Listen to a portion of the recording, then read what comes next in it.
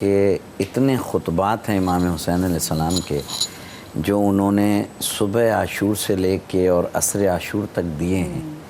یعنی اتنے خطبات ہیں. ان خطبات کا مقصد امام حسین یہ بتانا چاہتے تھے کہ جب کربلا پلی بیان تھا اور امام حسین کو یہ معلوم تھا کہ یہ سب کچھ ہوگا، تو اب یہ سوال یہ بنتا ہے کہ آخر امام حسین یہ خطبات کیوں دے رہے تھے؟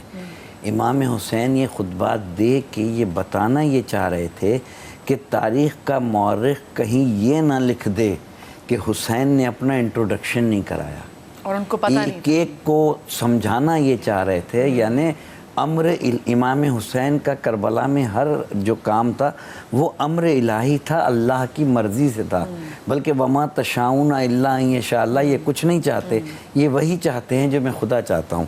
اب جہاں تک امام حسین علیہ السلام کی نماز کا تعلق ہے تو جو صبح عاشور، ایک تو 9 کو شب عاشور امام حسین نے مہلت دی، اور حمید ابن مسلم کہتا ہے کہ میں پوری رات امام حسین کے خیموں سے قرآن مجید کی جو ہے تلاوت کی آواز سن رہا تھا. صبح ہوئی، مہلت مانگی، اس میں بھی عبادت خدا میں تھے. مہلت دے کر یہ بتا رہے تھے کہ ہم قرآن کے وارث ہیں.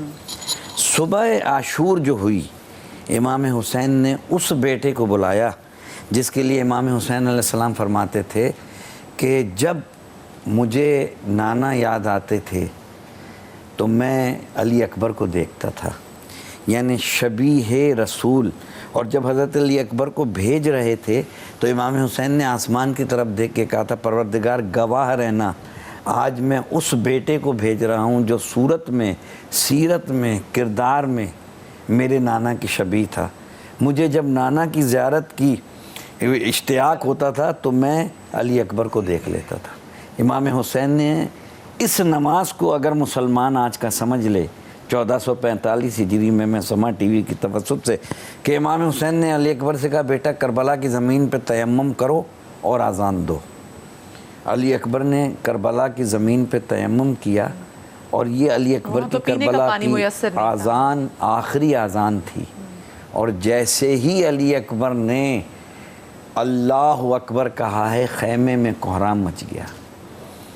تمام بیویاں، اور سب سے زیادہ شہزادی زینب سلام اللہ علیہا، جن کی حضرت علی اکبر کی پرورش پھپھی نے کی تھی. اور جناب علی اکبر نے جب تیسری دفعہ اللہ اکبر کہا تو شہزادی زینب نے جناب فضہ سے کہا کہ بھائی سے کہیں کہ علی اکبر سے کہے ذرا بلند آواز سے اذان دے. امام حسین قریب آئیں.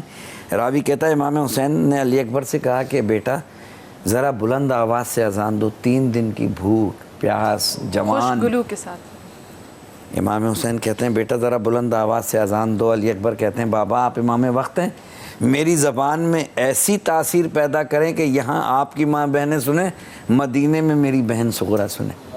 جیسے ہی چوتھی دفعہ علی اکبر نے اللہ اکبر کہا، یہ اذان ہوا کے دوش پہ جناب صغرا نے مدینے میں سنی، عصا کا سہارا، عصا پھینکا اور کہا نانی ام سلمہ میرا بھائی علی اکبر مجھے لینے آ گیا.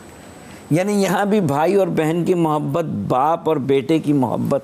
اور وہ نماز جو صبح کی نماز پڑھی ہے، جناب سعید جن کی عمر 92 برس تھی، حبش کے رہنے والے تھے. یعنی میں جذبہ بتانا چاہتا ہوں کہ کربلا کا ہر سپاہی جن کی بھویں رومال سے بندھی ہوئی تھی، کہتے ہیں فرزند رسول آپ نماز پڑھیں میں تیروں کو جھیلوں گا. جناب امام حسین نماز پڑھ رہے ہیں اور 92 برس کا سپاہی حسین کا تیروں کو جھیل رہا ہے. کربلا سمجھنے کی ضرورت ہے. کربلا نصاب ہے، اسلام کا نصاب ہے. جیسے ہی امام حسین نے نماز تمام کی، جناب سعید گرے. زانوں پہ امام حسین نے جناب سعید کا سر رکھا. میں کہوں گا کتنے میری بہن خوش نصیب تھے جناب سعید کہ زانوں فرزند رسول کا. سعید تیر جھیلنے کے بعد بھی 92 سال کی عمر میں کہہ رہے ہیں فرزند رسول میں آپ کا حق ادا نہیں کر سکا. اللہ اکبر، اللہ اکبر. میں حق ادا نہیں کر سکا، میں حق ادا نہیں کر سکا. یہ ان کی محبت تھی، یہ ان کی محبت تھی کیونکہ ہر دل ایک کے دل میں یعنی امام حسین صحابی یہ بتانا چاہتے تھے، یہ نماز کی اہمیت بتانا یہ چاہتے تھے کہ وہاں 300 قاریان قرآن تھے. وہاں کہہ رہے تھے جلدی حسین کا سر کاٹو نماز پڑھنی ہے. دنیا کو آج یہ پیغام ہے کہ ایک نماز سعید پڑھ رہے تھے، ایک نماز، جیسے کہ ابھی مفتی صاحب نے اتنی خوبصورت بات کہی کہ جناب حر علیہ السلام، یعنی کربلا کو سمجھنے کی ضرورت ہے۔ صبح عاشور جیسے ہی پانی لیتے ہیں ہاتھ میں، ایک آواز آتی ہے، حر تو وضو کر رہا ہے، میرے بچے پیاسے ہیں۔ حر نے پانی زمین میں پھینک دیا، پھر پانی لیا، پھر کسی بیوی کی آواز آئی، پھر پھینک دیا۔ اٹھے اور بیٹے سے کہا میں جا رہا ہوں۔ کہا کہاں جا رہے ہیں؟ کہا میں جا رہا ہوں حسین کی طرف۔ کہا بابا میں بھی چلوں گا۔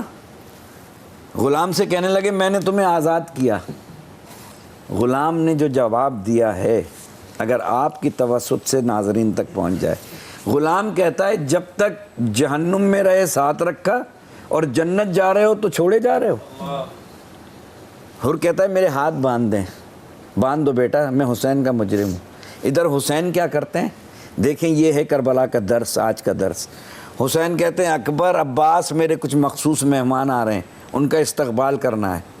کہا عباس تم حر کا استقبال کرو گے، اکبر تم حر کے بیٹے کا استقبال کرو گے۔ اور اکبر پوچھتے ہیں بابا آپ کس کا استقبال کریں گے؟ کہا میرا ایک خاص مہمان آ رہا ہے۔ دیکھیں یہ ہے کربلا۔ اکبر کہتے ہیں بابا آپ کا کون سا خاص مہمان؟ کہا حر کا غلام آ رہا ہے، وہ میرا خاص مہمان ہے۔ اور جیسے ہی حر آتے ہیں مولا کے قدموں پہ گرتے ہیں، مولا میں آپ کا مجرم ہوں۔ امام حسین کا عجیب جملہ ہے، امام حسین فرماتے ہیں کہ حر میں تمہاری مہمان نوازی نہیں کر سکتا، مجھے بڑا افسوس ہے کہ تم ایسے وقت میں میرے مہمان بن کے آئے ہو کہ میں تمہاری مہمان نوازی نہیں کر سکتا۔ یعنی حر ایک لمحے میں یہاں سے یہاں آئے، وہاں تھے تو جہنم میں تھے، یہاں آئے تو علیہ السلام بن گئے۔ اور یہ تو ایسے مہمان نواز، بلا کے مہمان نواز، جب ابن ملجم نے ضرب لگائی ہے وہ بھی پکڑا گیا، واپس لے کر آئے، تو پھر امام متقیان امام علی نے کہا تھا کہ اس کو بھی آب شیریں پلاؤ، اور یہاں پہ تو وہ خود 3 روز کے پیاسے تھے۔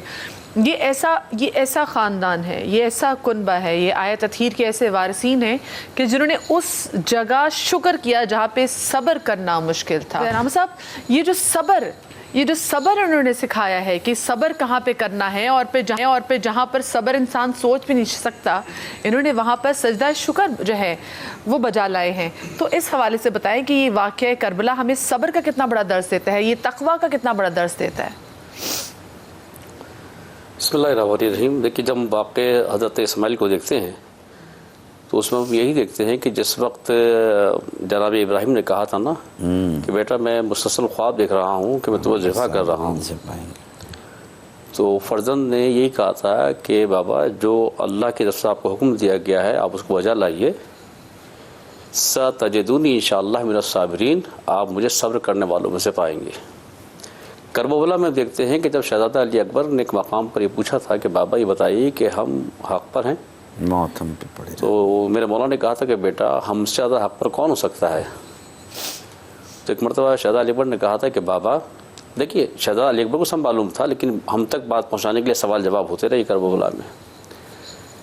تو ایک مرتبہ شہزادہ علی اکبر نے کہا تھا کہ بابا اب مجھے کوئی فکر نہیں کہ موت مجھ پر آ پڑے یا میں موت پر گر پڑوں۔ اور فرزند نے شہزادہ علی اکبر نے جب موت کی خبر سنی تھی باپ سے نا، وہاں جناب اسماعیل نے کہا تھا کہ بابا مجھے صبر کرنے والوں میں سے پائیں گے، یہاں بیٹے نے کہا تھا ستجدونی انشاءاللہ من الشاکرین، میرے بابا انشاءاللہ آپ مجھے شکر کرنے والوں میں سے پائیں گے۔